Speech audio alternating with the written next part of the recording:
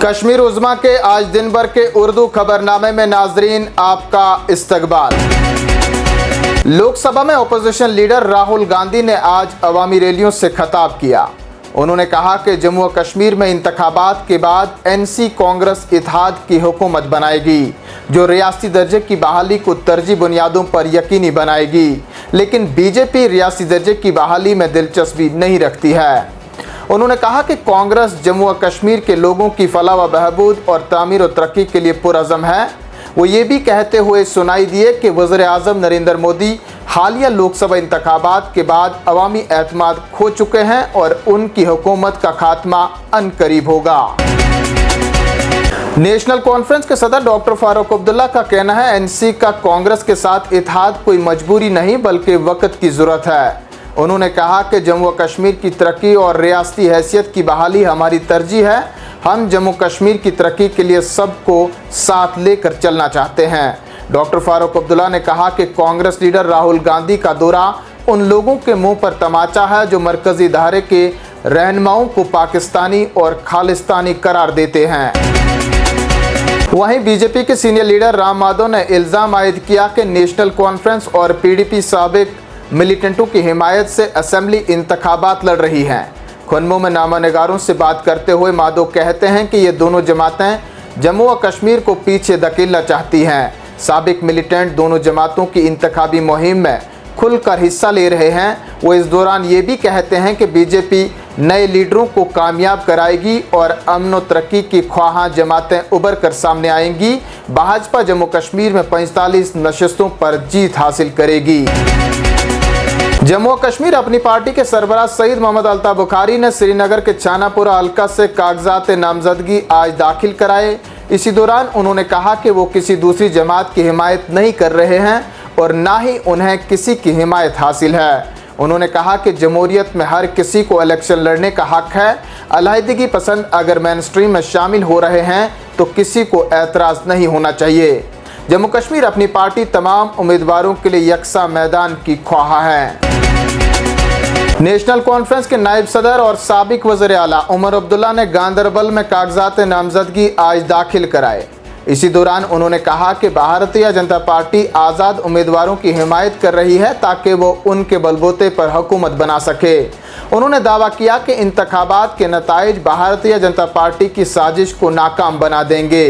वो अपने बयान में मजीद कहते हैं कि साबिक एमएलए ने गांदरबल के लोगों के लिए कुछ नहीं किया। हम गांदरबल के मसाइल दोबारा हल करेंगे।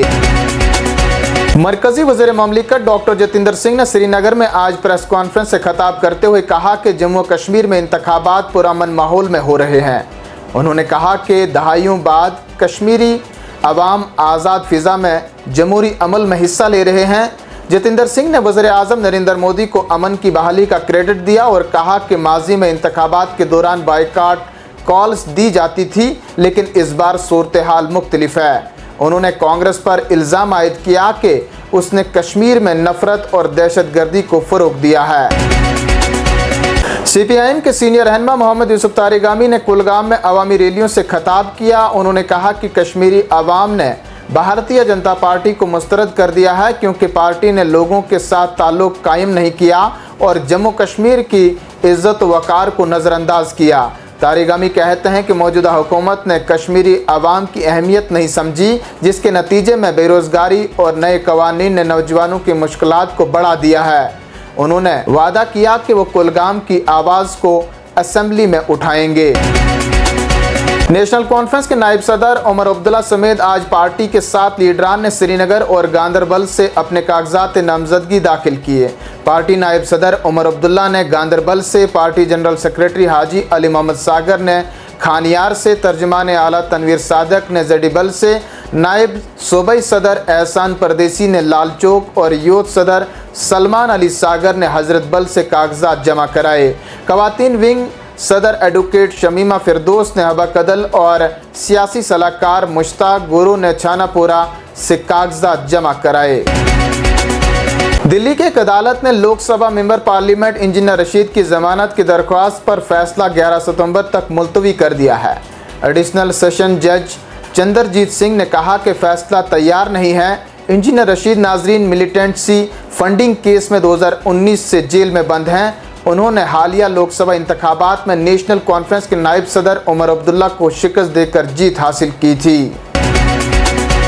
इधर सोपोर में एक ज़ेर तामीर मकान की छत गिरने से एक शख्स की मौत वाक़ा हो गई है, जबकि दूसरा शदीद तौर पर ज़ख्मी हुआ है। इसी दौरान बारामुल्ला में दरिया झेलम में डूबे एक नौजवान की लाश आज 4 रोज़ बाद दरिया से बरामद कर ली गई है। वहीं श्रीनगर में पेश आए एक सड़क हादसे में 4 पुलिस एहलकारों समेत 5 अफराद ज़ख्मी हो गए हैं। इन्हीं खबरों के साथ नाजरीन आज का शुमारा पहुंचता है इख्तिताम को। आप बने रहें कश्मीर उज़्मा के साथ। अपने मेज़बान शबीर वानी को दीजिए इजाज़त। देखते रहें कश्मीर उज़्मा।